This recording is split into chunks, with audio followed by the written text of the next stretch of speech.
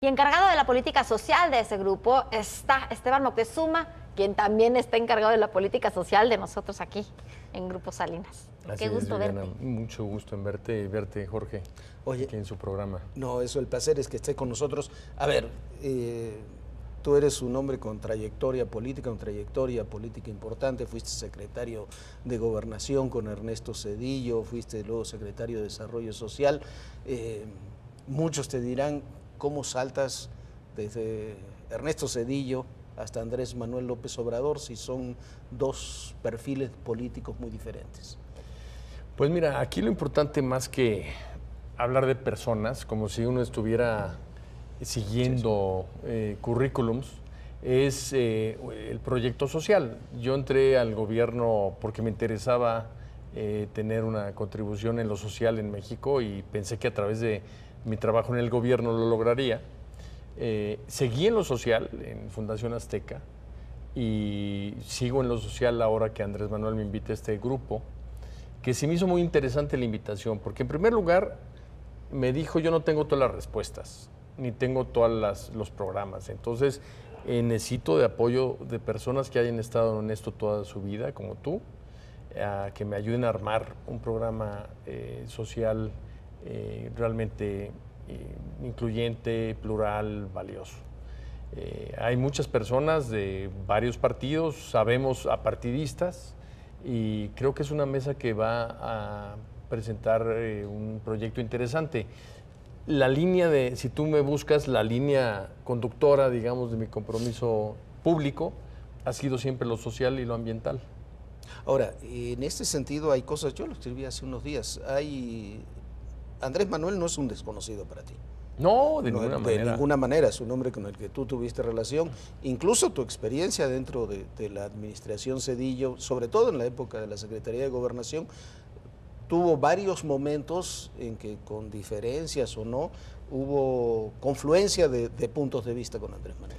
Claro, con mira, aquel Andrés Manuel que no es el mismo Andrés Manuel de ahora, ¿no? que no es el mismo y Claro. te puedo decir muchas diferencias que he visto, pero aquí lo más importante es que en la relación que tuve con Andrés Manuel, que en muchos aspectos entonces era de un lado y del otro el escritorio, y por lo mismo en momentos hasta ríspida, siempre reinó el respeto, la verdad y un criterio de bien común, digámoslo así, ¿no? Entonces, creo que nos aprendimos a respetar mutuamente. Cuando tú conoces a alguien, cuando todo está en orden, cuando Sí, muy todo fácil. está de acuerdo, todo pues, es muy fácil. Cuando conoces a alguien en el conflicto, es cuando te das cuenta si es confiable o no.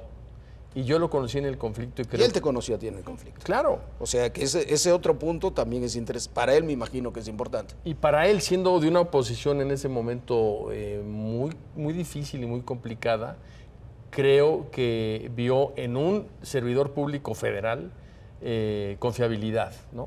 A ver, ¿cuáles son esas diferencias que nos dices que hay en un Andrés Manuel López Obrador de hace unos años a lo que vemos ahora? Bueno, en primer lugar, yo creo que alguien que viene de dos elecciones en las que no accedió a la presidencia de la República, son enseñanzas muy grandes. La gente que viene de un éxito en otro, pues llega con mucha arrogancia al poder, llega diciendo me lo merezco, ¿no? Cuando llegas después de haber sido derrotado, como Lincoln llegó a la presidencia de esa manera, pues llegas con otra actitud porque has vivido los claros oscuros de la política. Entonces creo que eso es una cosa muy importante. En segundo lugar, y esto no se menciona y espero que no sea un pacto entre ellos, que no se hable mucho de esto, pero yo sí lo quiero mencionar. La mujer de Andrés Manuel López Obrador, Beatriz, es una persona que tiene una visión muy clara de las cosas, es una historiadora, es una doctora en teología. Entonces estamos hablando de una compañera que en su vida cotidiana seguramente Lo ha cambiado. pelotea muchas cosas, ¿no? Y seguramente le ha sido muy importante en su visión de las cosas. Me dice un empresario muy importante que no es López Obradorista, tiene muchas diferencias con él, pero que lo conoce bien a Beatriz, a su esposa. Me dice que es una influencia decisiva en López Obrador, que se ha convertido en una influencia decisiva en López Obrador. Para bien. Para bien. Para bien, sin duda, Sí, sí. porque es una persona muy valiosa, Entonces creo que ese es un segundo ¿Y aspecto. por qué casi no sale ella? Yo no quisiera responder porque no lo sé. Me imagino que ella ha tomado esa decisión de ser prudente y guardar una sana distancia, como en A alguna ver, época se decía. sí, eso te quedó, eso lo sabes de ese tema. Pero, a ver, ¿cómo se articula este equipo? ¿Cómo llegas a ese equipo? ¿Cómo te invitan? ¿Cómo se juntan los otros personajes? Lo veíamos en esta pieza antes de tu intervención. ¿Cómo se junta ese equipo? Bueno, ¿cómo se junta? No lo sé. Yo fui invitado al grupo que ya estaba configurándose por Andrés Manuel. ¿Cómo me invita? Pues muy sencillo. Yo tengo una relación con él desde entonces, desde hace pues ya más de... Son 22 años. Pero tus hermanos incluso trabajan en Morena, ¿no? Pablo, mi hermano, es delegado de Azcapotzalco, sí, por Morena, sí. Cuando yo he tenido varias conversaciones con él a lo largo del tiempo. Oye, uno, solamente para chisme, ahora me sigues contestando. ¿Fue la Secretaría de Gobernación la que entregó las cajas con los gastos de campaña de Roberto Madrazo? No. En aquel que fue febrero del 95. No, de ninguna manera. ¿De ninguna manera? No fue. Pero dicen que los únicos que tenían esa información podía ser Gobernación. Pues podría o ser. alguna institución que dependiera de Gobernación. Pues no lo sé, yo digo que no, o sea, yo no sé quién fue, lo que sí puedo asegurar es que tú no fuiste. No fue la Secretaría de Gobernación. Sigamos con la historia. Continuemos, una vez aclarado el tema. Bueno. Él me habla y me invita y me dice, estoy formando este grupo. Yo le comento que yo estoy muy comprometido con los programas de fundación. Tan solo las orquestas sinfónicas infantiles ya tienen 17,000 niños, Plantel Azteca tiene 2,500 niños, Bancomunidad son mujeres que les damos crédito, son más de 4,000. O sea, estás hablando que si le vas sumando son cifras importantes de personas y dije, yo no puedo abandonar ese proyecto. Bueno, incluso ahora el divino proyecto que tienen de estas orquestas binacionales. La orquesta binacional que acaba de debutar, que se llama The Bridge, por cierto. Entonces me dice, no tienes que renunciar para nada a Fundación, te estoy pidiendo un apoyo para que coordines los trabajos de una mesa plural, no te tienes que afiliar a Morena, hay gente de diversos partidos, gente apartidista, autónoma, esto quiere decir que pues, van a poder hacer el trabajo que quieran y me lo van a entregar, sin sueldo, o sea, es un trabajo totalmente... Ad honorem. Voluntario, y ustedes definirán sus horarios, etcétera, ¿no? Se me hizo muy interesante participar con él y que todo lo que estamos haciendo muchos mexicanos se pueda vertir en un programa social. Esteban, ¿qué es para ti lo más importante? ¿Por dónde te empiezas a enfocar? ¿En qué están empezando a trabajar? ¿Qué estás empezando a asesorar? ¿Qué sea? Bueno, yo acepté la invitación porque para Andrés Manuel es lo más importante, igual que para mí, los jóvenes. México es un país de jóvenes y no hay una política social para los jóvenes. México es un país de jóvenes y si hay un problema en México actualmente es ser joven, porque hay mucha desesperanza, mucho desempleo, mucha falta de atención, pocas oportunidades y todo eso es por falta de atención. Yo en lo que vivo, en los programas que tenemos estos tan grandes, veo que con tantita agua que le eches al desierto que es la juventud, florece rápidamente y que México puede ser un gran país si hace florecer a sus jóvenes. A ver, tú fuiste secretario de Desarrollo Social, una gran responsabilidad. Te tocó además darle un giro a lo que venía del gobierno de Carlos Salinas, que era el programa de Solidaridad, que fue muy exitoso. Se le da un giro importante en la administración Zedillo. Te toca a ti darle en buena medida ese giro. Lo que preguntaba Viviana, ¿cómo continuará en términos generales esa política social de una forma u otra? ¿Ha continuado a lo largo del tiempo? ¿Cómo se transformará si llegara Andrés Manuel al gobierno? Yo creo que una de las bases de aquella política social fue Progresa, sí, claro, que después se transformó en Oportunidades, ahora se transformó en Prospera, pero digamos que es la misma gata, nada más que la revolcada. misma línea, ¿no? Otro nombre Sí, sí. para lo mismo. Otro nombre, y sí tiene, obviamente, Algunos matices algunos distintos. matices, y sí se ha mejorado, porque las cosas en el tiempo se tienen que mejorar. Yo creo que la sustancia de Prospera deberá continuar, porque son beneficios muy claros para las personas más pobres de México. Y ya muy arraigados a lo largo muy de muchos arraigados años. y que tienen beneficios muy claros en términos de salud y educación. Pero eso se tiene que complementar. O sea, la política social es algo mucho más amplio que un programa. La política social en realidad es toda una gama de programas que hacen que una persona, como dice Andrés Manuel, desde la cuna hasta la tumba, pues pueda tener un país que le dé mínimos de bienestar y que le dé posibilidades de desarrollarse, posibilidades de desarrollar sus competencias. Creo que lo más importante es eso. La gente tiene adentro muchas facultades, muchas competencias, muchas posibilidades y no las desarrolla porque no hay un ambiente propicio para desarrollarlas. Y hay que crear ese ambiente. Esa sería la línea, pero ¿cómo creas ese ambiente? Bueno, te pongo un sí, ejemplo. sí, a ver. Sí. Los famosos ninis, que ni estudian ni trabajan. Ponerlos a trabajar y estudiar. No es que no quieran estudiar, no es que no quieran trabajar. Las oportunidades. Es que a lo mejor les cierran las puertas de las instituciones educativas o que no tienen ni dinero para atenderlas. Porque muchas veces es un problema económico. Y el trabajo, pues también que no se los dan porque no están capacitados. Entonces, pues no, ni estudian ni trabajan. Una de las ideas centrales es crear una especie de modelo como el alemán de aprendiz, en donde se le va a dar a la empresa un recurso para que beque a jóvenes y que en su propia empresa los capacite Aprende, claro. a trabajar. Pero no va a ser el gobierno el que va a capacitar, va a ser la empresa. Sí, sí, eso lo tienen en Alemania, en toda Escandinavia tienen el mismo modelo. Así es, y ha un sido modelo muy exitosísimo. exitosísimo, claro. Yo me acuerdo que hasta lo estudié cuando estudié la edad media de chavo ahí en la primaria, Claro. el aprendiz. Que es una muy buena idea, porque la verdad, a ver, empresa, tú los vas preparando para que empiecen a trabajar contigo, los vas a enseñar cómo, los vas a educar cómo tienen que hacer las cosas y después ya los puedes contratar, ya pueden entrar al Así mercado es. laboral y no te está costando Y no tener te esa está mano de costando obra nada, al principio. te lo está dando el gobierno para que tú puedas apoyar a estos jóvenes y además para que tengas la capacidad pues de atenderlos, de llamarles la atención, de orientarlos, de checar que cumplan, ¿no? Entonces, por poner ese ejemplo, el programa sería, y se han hecho los cálculos, y está en el libro de Andrés Manuel, el costo de todo este programa, pero estaríamos hablando de cantidades importantes de jóvenes, o sea, de alrededor de 2 millones de jóvenes. No es un programita, es realmente la transformación del trato a la juventud.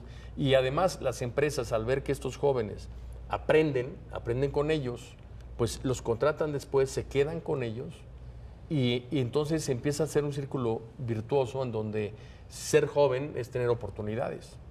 A ver, tú lo decías, la política social no es solamente un programa o varios programas, es una amalgama de políticas donde la economía tiene un papel fundamental. Hay muchos, ocurrió en las 2 campañas presidenciales anteriores, ocurre el día de hoy, hay muchos que apoyan a Andrés Manuel, hay muchos que le tienen miedo a Andrés Manuel, sobre todo por políticas económicas. ¿Has platicado del tema con él? ¿Han visto cómo se va a interrelacionar lo social, lo político, lo económico? Sí, de hecho, en materia, por ejemplo, de finanzas públicas, él está totalmente de acuerdo en que hay que tener finanzas públicas sanas. Nadie está pensando en que no se pueda, o sea, en que se puedan hacer las cosas de una manera inflacionaria, ¿no? Produciendo más dinero. Billete.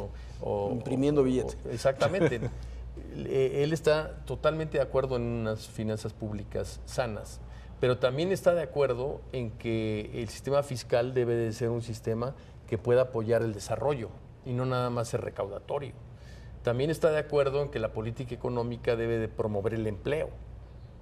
Entonces hay muchas cosas y sobre todo muchos ahorros que se pueden hacer reduciendo el gasto público, sobre todo el gasto corriente, que se podían trasladar en este tipo de programas que, por ejemplo, aunque este programa de aprendiz, aunque es social, es productivo. A ver, por ejemplo, de repente apretar mucho el gasto corriente, ¿no te genera también que no haya más dinero alrededor, porque pasó al principio de esta administración.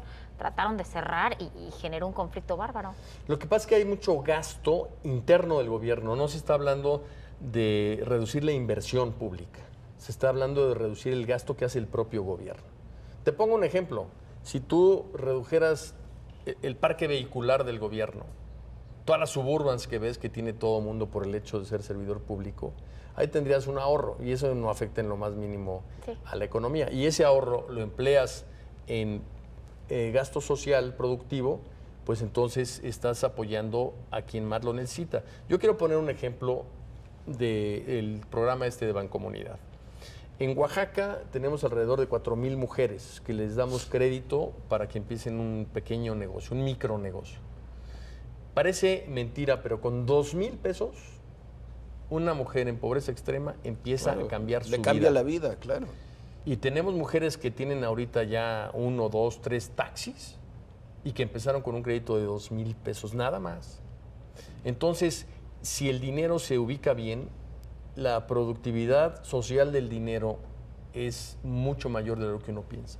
A ver, nos quedan unos minutos de entrevista y regresando un poco a lo que te decía, tú eres un liberal, un hombre liberal de toda la vida, quien te conoce lo sabe, con una formación, es un político de centro, diría yo, por lo menos así te ubico. ¿No tienes temor de que Andrés Manuel se vaya a los extremos? O quizás no Andrés Manuel, pero parte de sus dirigentes o su base. Bueno, yo lo que creo es que lo que está haciendo él es precisamente diciéndole a la nación y a su propia gente.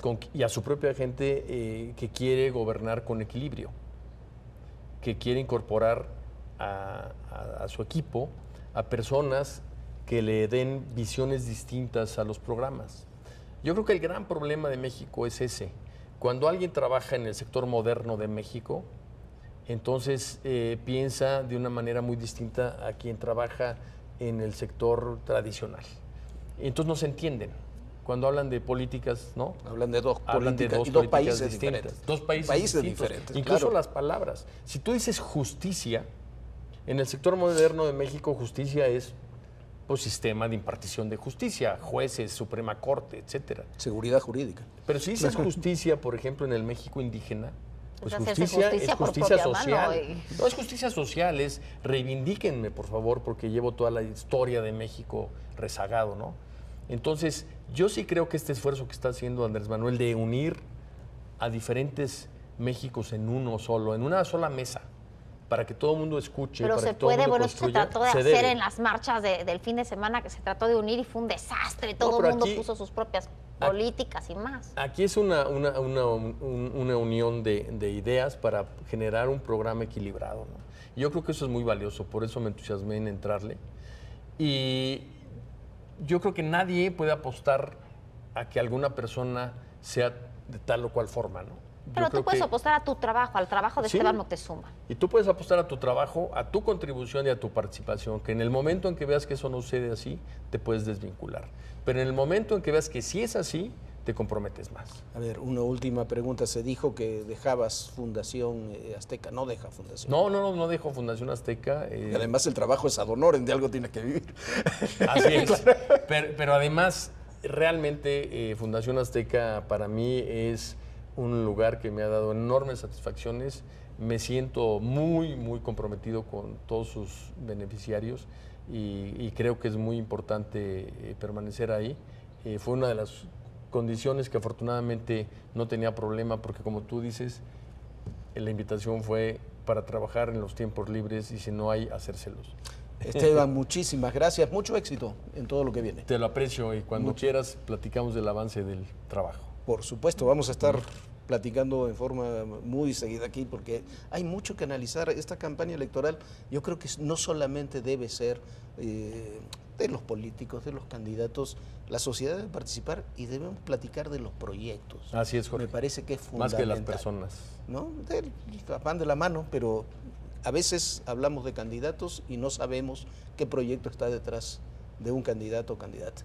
Así ¿no? es, Jorge. Esteban, muchísimas gracias. Encantado. Gracias, mucho éxito. Vamos a ir a una pausa, vamos a un corte y regresamos. No hay nada personal, es solo el corazón.